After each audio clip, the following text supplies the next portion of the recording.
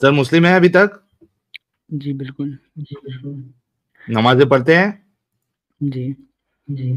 जरा तैयार सुनाइए।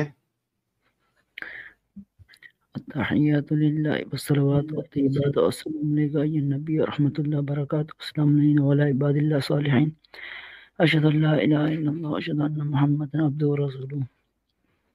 जी जनाब, बताइए क्या सवाल है? तो मेरे कुछ चीज़ों पे थोड़े से सवाल थे और उन पे मैं आपसे बात करना चाहता हूँ। ओके। पहला तो ये है कि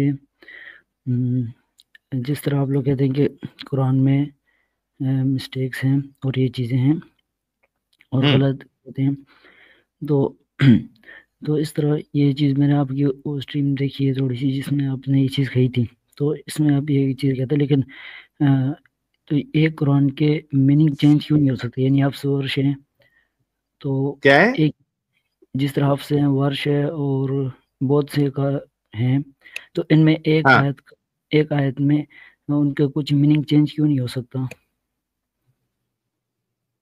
आप कह रहे कि मीनिंग चेंज क्यों नहीं हो सकता जो डिफरेंट कुरान से? जी, यानी कि उसका लफ्ज़ में थोड़ा बहुत फ़र्क आता है, लेकिन चीज़ तो वही होती है ना। नहीं ना, मीनिंग। यार देखिए, सबसे पहली बात तो सवाल ये उठता है कि डिफरेंट वर्जन्स ऑफ कुरान है क्यों? इस सवाल पे आपने कभी गौर किया है? जी बिल्कुल। हाँ, इसमें तो अभी ये इसका है क्या कि जवाब आपको सही जी, लगा? मुझे ऐसा लगा कि क्योंकि वो फिर बात किरात में ले जाते हैं कि वो किरात में हो सकती हैं, और दूसरी चीज़ ये होती है इसमें कि क्यों लेकिन? क्यों डिफरेंट किरात क्यों चाहिए? पढ़ने के स्टाइल के लिए, यानी कि 7 तरह से आप पढ़ सकते क्यों? हैं, आपको इजाज़त है। क्यों? क्यों? वही तो सवाल है मेरा, क्यों? ये चीज़ आप पे छोड़ दीजिए कि आप अपनी पसंद से पढ़ लें, आप जिस तरह चाहते हैं, इन सर, 7 अगर तरीकों से। इतना ही अल्लाह को ख्याल था उन अरबों का, उन अलग अलग डिफरेंट डिफरेंट ट्राइब्स का, तो तो अल्लाह को नॉन अरबों का ख्याल क्यों नहीं आया कि उनकी लैंग्वेज में भी कुरान उतार दे? देखिए वो जितने कुरान है वो सब एक ही है, नहीं अरबी में है नहीं ना। नहीं, मेरा सवाल उस पे है ही नहीं। एक पहली बात तो नहीं है, उसमें डिफरेंसेस है, उसमें लेटर्स का फर्क है, उसमें मीनिंग का फर्क है, वो तो आगे की बहस है। लेकिन रूट लेवल पे जो मेरी बहस है आपसे वो ये है कि अगर अल्लाह जो है उनकी अरबों की जो अलग अलग ट्राइब्स थी उनकी आसानी के लिए वो अगर 7 तरीकों से कुरान उतार सकता है, सिर्फ अरबों के लिए 7 तरीके से, तो भाई जो दुनिया में बाकी मोस्ट यूज लैंग्वेजेस जो है जो लोग बात करते हैं, तो हर एक की लैंग्वेज में अल्लाह ने कुरान क्यों नहीं उतारी? अल्लाह को अरबों का इतना ख्याल आया, दूसरे लोगों का क्यों नहीं ख्याल आया? देखिए इस चीज़ का जवाब मेरे पास नहीं है, लेकिन ये है कि अगर वैसे देखा जाए तो सोचना है ये ना कह आपने। सकते। जी। यही तो मेन यही तो मेन जो है वो आर्ग्यूमेंट है भाई, कि ये चीजें जो है ये कोई खुदा की तरफ से नहीं है। अगर खुदा की तरफ से होती, आप सोचो, मैं एक चीज बताइए, आप कहां से हैं? मैं पाकिस्तान। पाकिस्तान से। सर, गूगल मैप यूज किया है कभी? जी करता रहता हूँ। ओके। क्या वहां पे आपको उर्दू का ऑप्शन आता है कि नहीं आता है? जी, हर लैंग्वेज आती है वैसे तो। है ना? यानी आप सोचो कि इंसान जब इंसानों के बारे में कोई चीज करता है तो वो ये इंश्योर करता है कि पूरी दुनिया में जितनी भी लैंग्वेजेस है हम सबको कवर करेंगे, ताकि वो जहां पे वो इस्तेमाल कर रहा है उनका प्रोडक्ट, उसको ऐसा ना हो कि यार मेरी ये लैंग्वेज है ही नहीं और मेरे को यूज करने के लिए बोला जा रहा है, मैं कंफ्यूज हो जा रहा हूं। अगर इंसान इतना बड़ा काम कर सकता है, तो जिसको तुम खुदा समझ रहे हो और वो अगर अपना मैसेज पहुंचा रहा है और पूरी दुनिया के लिए अगर पहुंचा रहा है, सारी इंसानियत के लिए पहुंचा रहा है, तो सर वो क्यों नहीं कर पाया ये काम जो कि इंसान कर सकते हैं? ये खुदा जो है इतना घटिया तरीके का कैसा हो सकता है जो बाकी लोगों के बारे में नहीं सोच रहा है, उनकी लैंग्वेजेस में नहीं उतार रहा है। हालांकि आप देखिएगा कि खुदा के लिए तो ये कोई चीज जो है वो इम्पॉसिबल नहीं हो सकती है, ये तो छोटी सी चीज है। जी बिल्कुल। अल्लाह को तो कोडिंग करने की जरूरत भी नहीं है। गूगल वाले को तो या दूसरे एप्स वाले हैं, इनको तो कितनी कोडिंग करनी पड़ती है भाई। यहाँ पे जो डेवलपर्स है उनको पता होगा कि कितनी कोडिंग करनी पड़ती है एक एक प्रोग्राम, एक एक एप्लीकेशन बनाने के लिए। तो अल्लाह क्यों नहीं कर पाया? बेस लेवल पे तो आपने ये सोचना है पहले। देखिए, अब कुछ चीज़ें होती हैं जो सिर्फ अल्लाह को मालूम होती हैं, और उन चीज़ों के जवाब सर ये के तो एक काम। बहाना है ना, ये तो एक बहाना है ना। हम अगर कोई किसी को अगर खुदा मान रहे हैं, तो खुदा तो आसमान पे आके बोला नहीं कि मैं खुदा हूं। उसके बारे में जो बातें बताई जा रही है उसी पे तो हम अपने अकल लगाएंगे, फोकस करेंगे, देखेंगे कि ये सेंस बनाती या नहीं बनाती। उसके बाद ही हम डिसाइड करेंगे ना कि हाँ भाई ये खुदा है। आपने पहले खुदा को मान लिया और आप दिमाग नहीं लगा रहे, बल्कि आपने बस बहाना ये बना दिया कि भाई खुदा को मालूम है, हमको नहीं मालूम है। तो वो खुदा ने आके आपको खुदाई का दावा तो आसमान पे किया नहीं। समझ रहे आप बात को? जी बिल्कुल, वो ये समझिए कि दिमाग खोलने के लिए आया हूँ अपना, क्योंकि मेरे अपने सवाल थे कुछ, इसलिए मैं चाह रहा था कि देखता हूँ कि तो क्या सर, रिजल्ट निकलता और दूसरी बात आप देखिएगा कि आज के टॉपिक से भी रिलेटेड है, जो हमारे मुराद साहब ने पूरा एक्सप्लेनेशन दिया कि आप कोई भी कुरान का कोई भी वर्जन आप ले लीजिए, ये इतना वेग और एम्बिगुअस क्यों है कि इसको समझाने के लिए इतनी सारी तफासिर लिखनी पड़ रही है। फिर उन तफसीरों को फिर से एक्सप्लेन करने के लिए कोई दूसरा आलिम वो तफसीर को एक्सप्लेन कर रहा है, कोई मौलवी कर रहा है। और जो तफसीर लिख रहे हैं वो खुद भी इख्तिलाफ में है कि यार ये पर्टिकुलर आयत किस कॉन्टेक्स्ट में आई है, ये पर्टिकुलर मीनिंग का मतलब अहले इल्म में इसमें इख्तिलाफ पाया जा रहा है, हर एक की अलग अलग राय है। तो यार ये कैसे खुदा है जो इस तरीके की घटिया किताब भेज रहा है कि लोग बल्कि उसको, उसके जो जानकार है वो भी नहीं समझ पा रहे। है। जी बिल्कुल, मेरे भी इस तरह के बहुत से इतराज़ हैं, लेकिन अ, अब क्या कर सकते हैं, क्योंकि मैं भी इनके जवाब ढूंढ रहा हूँ। क्या ढूंढ पर रहे हो? कुछ इन्हीं की चीज़ों के जवाब मैं भी ढूंढ रहा हूँ, लेकिन नहीं मिल जवाब तो पा रहे नहीं कि मिलेगा ना आपको प्यारे भाई, आपको तो जवाब मिलेगा नहीं। आई एम श्योर कि आपने अपने उलमा की तकरीरें सुनी होंगी कि इसमें क्या जलेबियां बनाते हैं। उलमा तो खाली जलेबी बनाते हैं, मैंने लेकिन क्या उनसे आप कन्विंस हुए उनकी कोई भी जलेबी से? अ, एक चीज़ मैं बता देता हूँ कि मैं बहुत से सवाल किए थे, उन्होंने तरह तरह के जवाब दिए, लेकिन एक चीज़ पे मैं उनसे गया तो सवाल करने, वो भी इस हम्म। तरह लाइव आते थे। तो उनसे मैंने सवाल किया था कि अभी तो तफसीर इब्न कसीर में आता है, सूरत कलम में, नून का मायनी मछली है, यानी कि वो लिखते हैं कि हम्म। नून से मुराद मछली है, एक बड़ी मछली है। तो जी जी। जब मैंने कहा तो उन्होंने पहले तो कहा कि तुमने कहाँ पढ़ा है, इस तरह है ही नहीं बिल्कुल। तो मैंने कहा नहीं, इस तरह है, मैंने खुद पढ़ा है। तो उन्होंने कहा हम्म। तुमने उर्दू में पढ़ा है? मैंने कहा मैंने उर्दू में पढ़ा है। उन्होंने कहा ये उर्दू में कहाँ सही, अरबी में इसका सही है। मैंने कहा ठीक है, आप तफसीर इब्न कसीर वो अरबी में खोल दें और मुझे समझा दें क्या लिखे। तो उन्होंने वही खोली हम्म। और पढ़ी। तो लेकिन उन्होंने क्या क्या, उन्होंने कहा देखिए, नून पे अल्लाह ने ज़मीन रखे और आसमान रखा, यहाँ पे ये चीज़ आ रही है, लेकिन उन्होंने तभी मछली का नाम नहीं लिया हम्म। बीच से, वो नहीं लिया। यानी उन्होंने उधर हम्म। मुकारी की, लेकिन मैं कुछ कह नहीं सकता था। तो मैंने कहा ठीक है, यानी मैं समझ गया था उनके पास जवाब नहीं है इस चीज़ का। जवाब नहीं है सर, नहीं होते जवाब इन उलमा के पास जो है, वो जवाब नहीं होते क्योंकि वो खुद कंफ्यूज है। यार आप सोचो, तबरी जैसा स्कॉलर जो है वो लिखता है कि भाई यहाँ इतने इतने इख्तलाफ है अहले इल्म के नजदीक, वो खुद कंफ्यूज है। यार आप खुद सोचो जैन भाई, आप थोड़ी सी अकल लगा के सोचो कि अगर कोई खुदा होता, वो इतनी भद्दी किताब भेजता इंसानों के लिए? जी बिल्कुल। अगर खुदा, पहले तो मुझे, यानी मेरे खुदा होने पे भी मेरे बहुत से सवाल हैं, क्योंकि बहुत सी हम कमियां देखते हैं अपनी दुनिया में। क्यों मैं, हाँ, मुझे देख बहुत ही मज़े का एक सवाल याद है, आपको बता देता हूँ। हम्म। एक दम मैंने पूछा कि एक जो एक मुस्लिम है, अगर वो किसी नॉन मुस्लिम औरत के साथ ज़बरदस्ती करके और उसको मार डाले, यानी उस पे हम्म। जुल्म करके, और हम्म। उसके बाद माफ़ी मांगे अल्लाह से, क्या माफ़ कर देगा दिल से? हम्म। सही तो बात। उन्होंने कहा हाँ कर देगा। हम्म। तो अ, और फिर मैंने कहा कि जिस औरत के साथ ये हुआ है उसका क्या, है ना? हाँ। वो तो फिर तकलीफ में है और फिर हम्म। जहन्नम में जाएगी। तो इस चीज़ का भी इनके पास जवाब नहीं था। यूँ ही कह रहे थे बस ये भी इसकी मौत इस तरह लिखी थी, अल्लाह ने ऐसा चाहा, और इस तरह के सारे आर्गुमेंट्स दे रहे थे।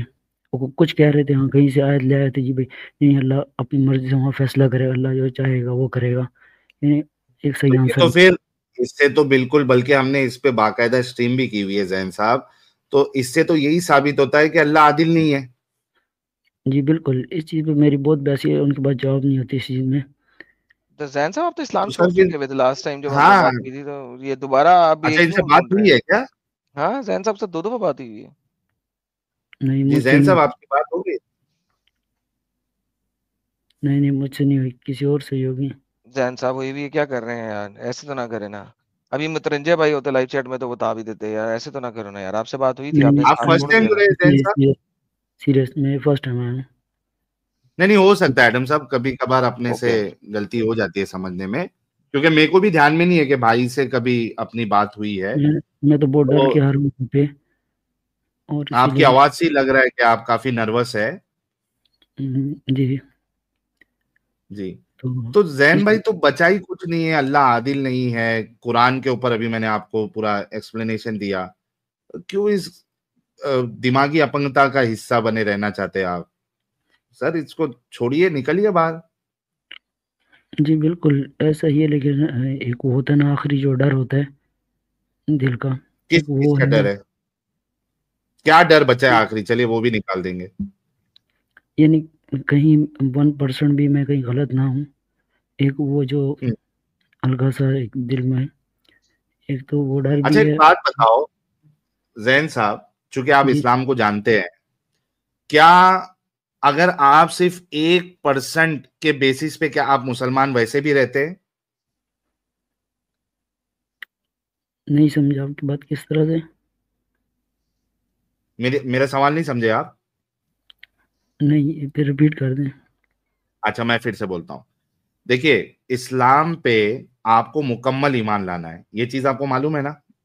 जी बिल्कुल। कुरान पे आपको मुकम्मल ईमान लाना है। जी अल्लाह पर, उसके रसूलों पर, उसके अंबिया जो पहले गए हैं, जो किताबें पहले नाजिल की है, तकदीर पर, अच्छी बुरी तकदीर पर, ये सारी चीजों पे आपको मुकम्मल ईमान लाना है, राइट? जी बिल्कुल। ओके। अच्छा, अब आपका ईमान इन चीजों से डगमगा गया है, सिर्फ 1% पे आप ईमान पे है कि भाई हो सकता है कि अगर सही निकला तो जो ये सिर्फ 1% ईमान आपका है, और 90%, 99% आपने खो दिया है, तो क्या सिर्फ 1% के ईमान पे आप वैसे भी मुसलमान ठहरे या निकल गए इस्लाम की रूह से? इस्लाम की रूह से निकल गया। सर वही मैं आपको बताना चाह रहा था कि आपका 1% ईमान से भी आपको अल्लाह जन्नत नहीं देगा। आपको जो है ना वो जहन्नम में ढकेल देगा, क्योंकि आपने कंप्लीट ईमान लाना है। देखिए, एक होता है कि आप प्रैक्टिसिंग नहीं है, आप नमाज नहीं पढ़ रहे, आप जो है वो, आप नशा कर रहे हैं, आप सारी चीजें कर रहे हैं, गलत काम कर रहे हैं, उसमें आपकी पॉसिबिलिटी है कि आपको फिर भी, आपका ईमान मजबूत था अल्लाह पे, उसके रसूलों पे, गैब पे, ठीक है, लेकिन आप एक अच्छे मुसलमान नहीं थे, फिर भी आपको पॉसिबल है कि अल्लाह आपको जो है वो जन्नत में डाल देगा, सजा दे के या बिना सजा दिए।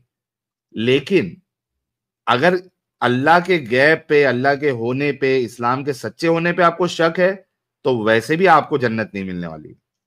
तो अब आप बताइए कि क्यों आप इस्लाम में फिर शक के साथ भी रहना चाहते हैं?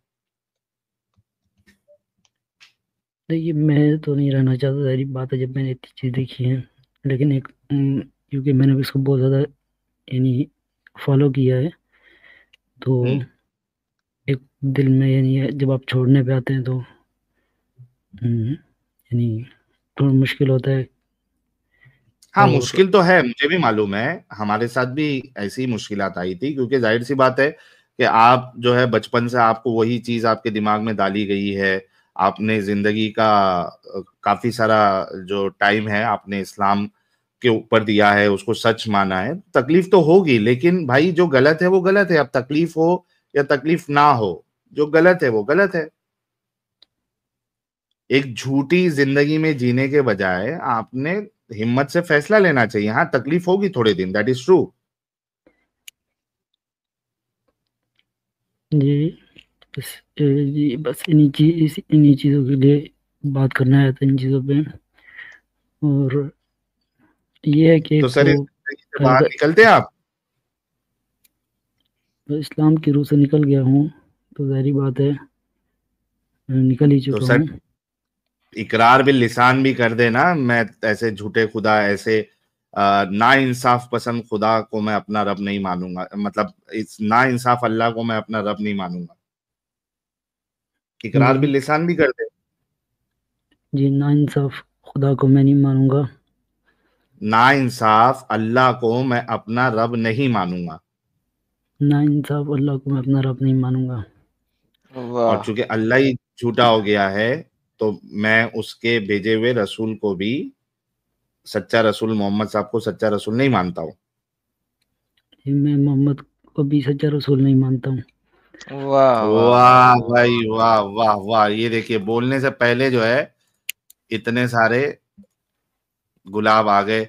जैन साहब हमारे चैनल के बारे में कैसे पता चला आपको, बता सकते हैं? जी, जी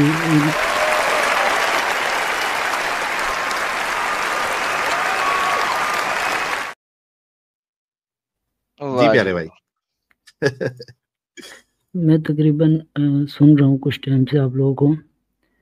हाँ, और पता आपकी कैसे चला था? इस तरह के वो एक वीडियो आई थी, बहुत पुरानी थी लेकिन आई थी, जिसमें कह रहे थे कि एक किसी ने कोई गुस्ताखी की है इंडिया में, कुरान जलाया इस तरह की, तो आप उनके हाँ, चैनल पे जाके रिपोर्ट करें, और इस तरह कोई आई थी, तो वो मुसलमान की थी। तो जब मैं हाँ, वाह वो सर, चैनल पे उसने गया, उसने इस्लाम दिलवा दिया। तो उधर उधर नीचे आपकी वीडियोस आ रही थी, आपने डिबेट्स की थी मौलाना के साथ, वो इंडिया के किसी चैनल पे। तो देखना शुरू हुआ, तो मैं ढूंढ रहा था कि कोई ऐसा आदमी मुझे दिखे जो जिसने आप लोगों को जवाब दिया हो। तो वो मैंने हम्म, उस चक्कर में बहुत सारी वीडियो देखी, बहुत ज़्यादा। तो उसी में फिर मुझे एडम सर का ये उधर कहीं पे इन्होंने जिक्र किया था चैनल का, तो मैं वहाँ पे चला गया। तो वहाँ से फिर मुझे मज़ीद दिखे, और फिर सवाल उठना शुरू हुए। पहले मैं फॉलो कर रहा था बहुत ज़्यादा, अभी भी करता हूँ।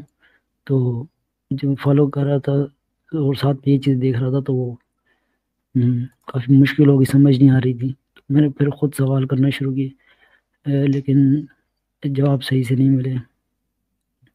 क्या बात और है यार, कॉन्ग्रेचुलेशन। और जो भी मोमिन भाई, बल्कि यही होता है ना कि कुछ मोमिन हजरात जो वो अनजाने में भले से हमारे को डिबंक के नाम पे जब वीडियो बनाते हैं, तो वो असल में हमारा प्रमोशन ही करते हैं वो लोग। अभी इंस्टा पे एक मुस्लिम फीड करके किसी ने एक वीडियो डाला था, उसमें मैंने कमेंट जिहाद भी करवा दिया था। उस पे तकरीबन उसके कुछ 25-30 हजार उसके लाइक्स थे उसके रील पे, और 1200 1300 1500 कुछ कमेंट्स थे।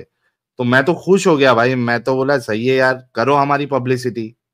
इसमें से कोई ना कोई तो दिमाग वाला जब मुसलमान देखेंगे, तो किसी ना किसी का तो दिमाग चलेगा ही। एक बार देखेंगे, दूसरी बार देखेंगे, चीजें समझ में आएगी, निकलेंगे। तो thanks to all the channels who make reels on us. बहुत बहुत शुक्रिया, आप हमारी पब्लिसिटी करते हैं।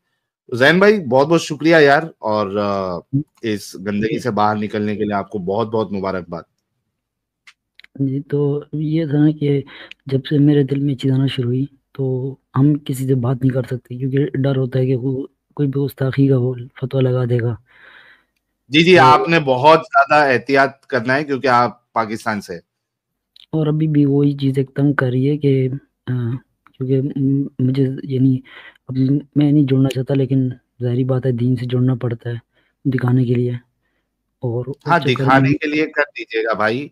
आप क्या कर सकते हैं, बहुत सारे ऐसे पेजेस है, या डिस्कॉर्ड में आपको सर्वर्स मिल जाएंगे, या टेलीग्राम पे सर्वर्स मिल जाएंगे, जो आपकी तरह ही हम ख्याल लोग होंगे। जस्ट इंश्योर करिएगा, क्योंकि जाहिर सी बात है आपको अपना दिल भी खाली करना है और एक जैसे सोच वालों के डिस्कशंस भी आपको देखना होता है, तो कोई ऐसा ग्रुप ज्वाइन कर लीजिए, लेकिन इंश्योर करिएगा कि कोई आपको कितना भी ट्रस्टेड लगे उस ग्रुप में, जो कि आपको अपने आप को एथियस्ट बता रहा है या एक्स मुस्लिम बता रहा है, कभी भी आप अपना जो पर्सनल डिटेल है, आपकी असली पहचान, ये आपने नहीं बताना है।